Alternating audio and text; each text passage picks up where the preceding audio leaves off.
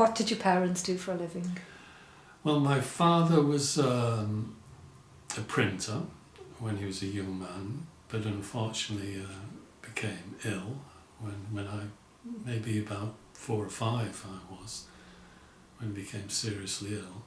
My mother was a hairdresser, and so we had this other property that was like the front room was converted into a hairdressing shop, or salon as they say. And in the back room my father had his piano, so he played music quite often, so it was often the case that the women in the shop would send requests through to the back room for him to play. What type of hairstyles did your mother do? Well, from the era of the beehive, really. I think there was lots of beehives and perms and that kind of things going on. I remember. Yeah, we used to help the cleaning of the salon at nights and things. And where did you do your homework? I did my homework in the salon on the dryer bank, because it was great, because you could put your head up under the dryer and there was a little light for reading books on top of it, so you could switch that on and do your homework. Why did you want to go to Liverpool Art College? Well, I think art was the only kind of natural abilities I had. I could draw, and I remember being at a grammar school and doing A-level physics and things like that, and just thinking it's not for me. So I left and went to Rochdale pre-dip course, or foundation courses, and from there I went on to a Liverpool Art School.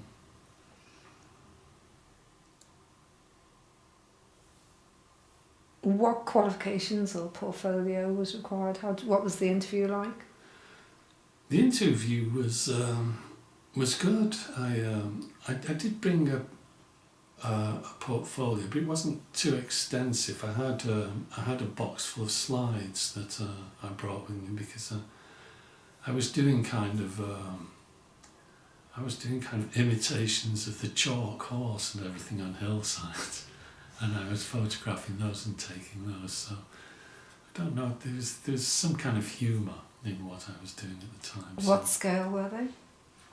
Well, it was on the side of a hill, the chalk horse thing. And I remember building a quayside with a boat in Rochdale pre-dip, which took up most of the sculpture department, and a butcher's shop I built. So it was that kind of installation kind of thing, or ground art, Land art. Land art that I was doing. I didn't go to art school as a route through, or pathway through to music. No, I actually went there to study art. I was keen at that time on art, and I was aware of the kind of links between art and pop, and people like Hamilton and Brian Ferry up in Newcastle together. So I was kind of aware of all that stuff, but it wasn't my intention to be in the music industry. What type of music were you listening to at that time? I listened most of my life, really, from when I got a record player to the likes of blues, and which was always in the house with my father, and then myself, northern soul music. So soul music really was at the heart of what I listened to. I remember being on Derwent Water in the Lake District in a youth hostel, and I had a little radio with me, a little transistor radio. It was a nice balmy summer night, and there was you could hear the sheep in the fields and all that. And I had I think it was tuned into Luxembourg, the radio, and I heard "Tired of Being Alone" by Al Green coming through the night air, which was a really pleasant moment. Did it change you musically at all? It didn't change me musically at all, no. In a sense, I wasn't musical then. You know, I was interested in music, but more to listen to than to perform and play. I didn't go to the art school because of its musical reputation, such John Lennon and Bill Harry and people like that had been through. But I went more, if anything, for the group, the Liverpool scene was attractive. I knew there were things happening in Liverpool. It was quite a good kind of time. And Adrian Henry and the Liverpool scene with Andy Roberts and the likes of attracted me. So I was more interested in that kind of performance poetry thing at that time than being in a rock group or whatever. You know. What was the social life like? The social life was very good at Liverpool Art School. There were regular dances in the sculpture Myrtle Street building and in the main building at Hope Street. I remember being involved early on. I remember with the art school dance in Hope Street,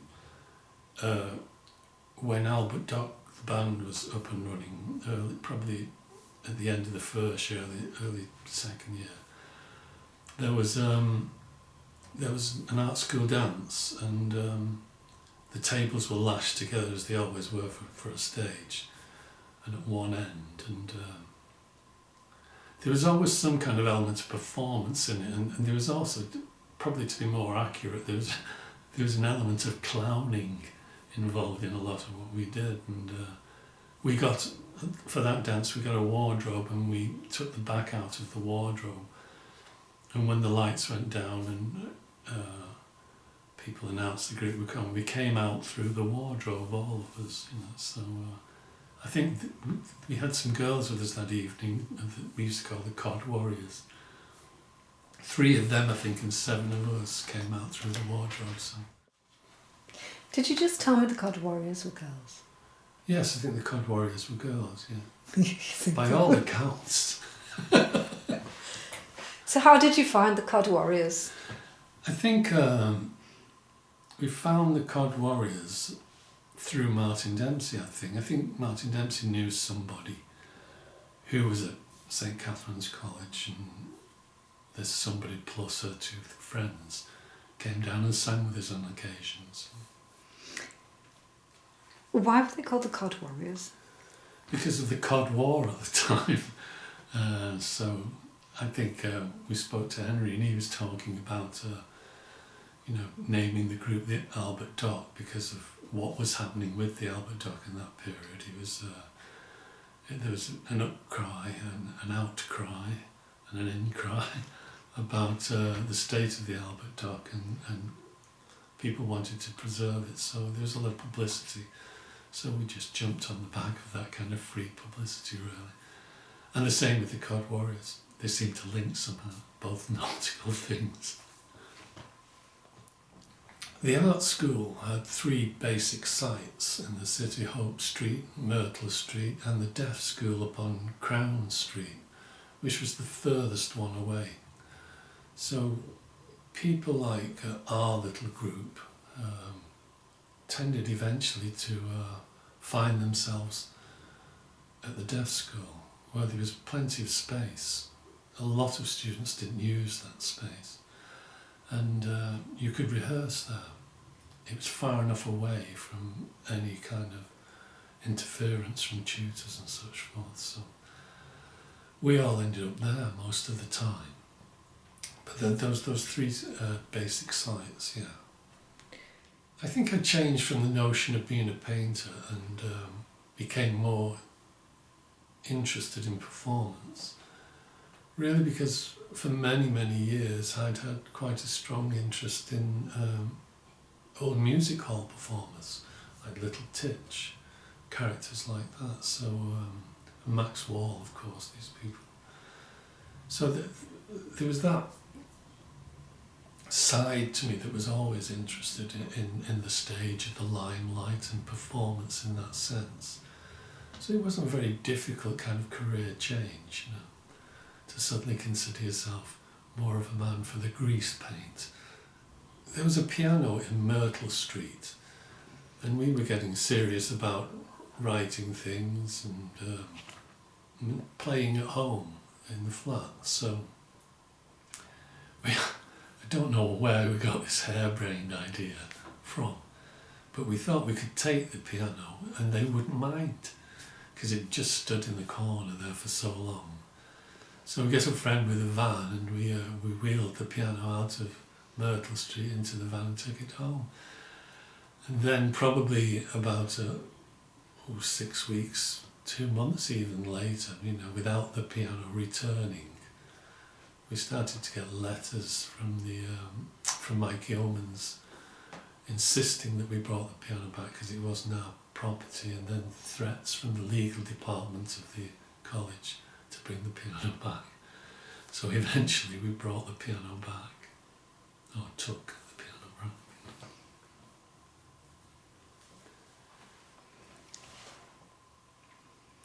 Was there a circuit where art school bands played?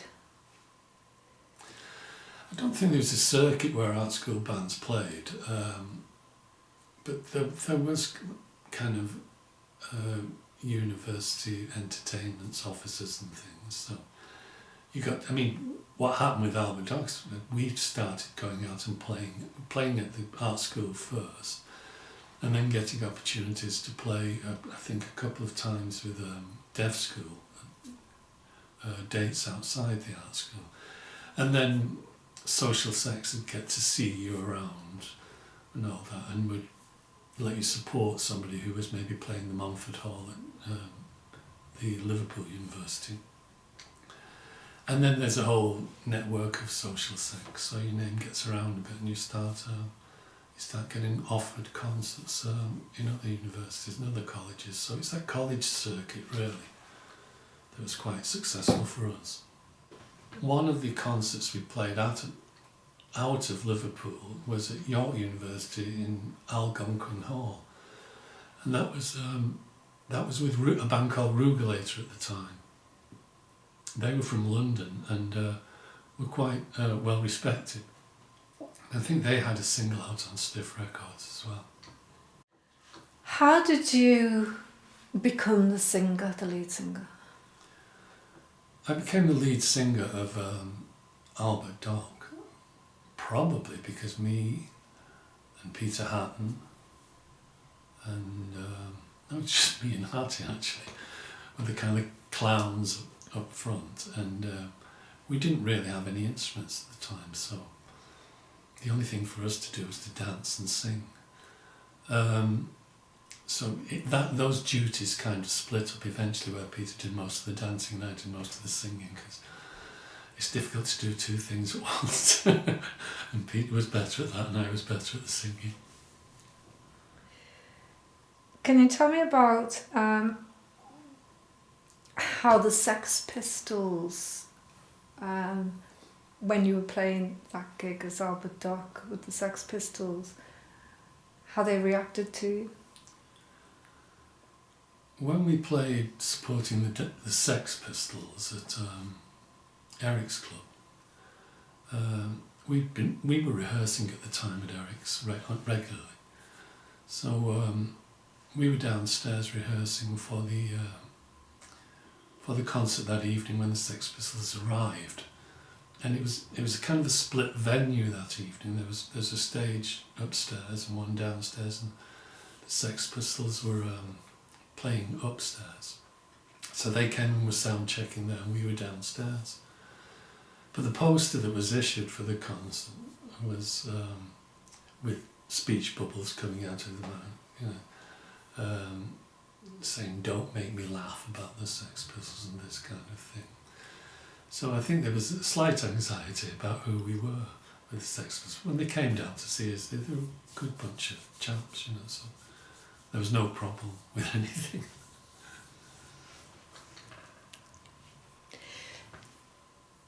How did you become Yachts?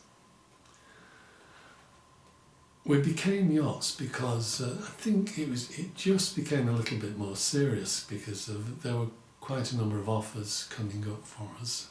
Some of the people in the group were very keen on pursuing their art, and some were very keen on becoming a group and entering the music business. But so Peter Hutton and John Mason both left at that point for their own reasons, because there'd been talk amongst them that we wanted to slim down so we could take it more seriously. So that's what happened. Those two left, and then we were left with the five then that became Yachts. What was the connection with Pete Fulwell? Pete Fulwell.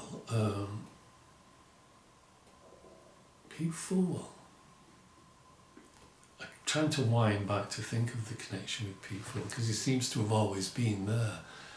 But so it probably started around when, as Yachts, we rehearsed in Eric's. And Peter was one of the owner of Eric's, so he got to know us there, and he also had a little independent record label called Inevitable, which he ran from his kitchen at home with groups like Wah Heat on there and such forth. So Pete was managing Wah Heat, and he heard that I had left Yachts because for various reasons. I mean, I wanted to finish the course at the art school, and my father was ill at the time, so it was a bit impractical moving around with the group. So they're probably much better without me anyway. But Pete came around to the flat and said, or should I say apartment, and said, you should put a group together and I'll pay for you to go into Amazon Studios at the time and make a single. So that's what we did. We'd had a kind of loose group, called It's a Material, that we played, that we made fun records with, really mostly just in the house, but we did actually release one called Young Man. But so that's kind of how it started. It was a relationship through Eric's and through Inevitable Records, and on through then to management. He managed me through the rest of my career in music. Did you finish your course? I did, yeah. I finished my course. It was a real success. I came out with an honourable third. I think it was something to do with having what they'd consider having messed about with music for a couple of years as well. So I remember being a bit grumpy at the time, but later on I wasn't so bothered because I ended up going back into music.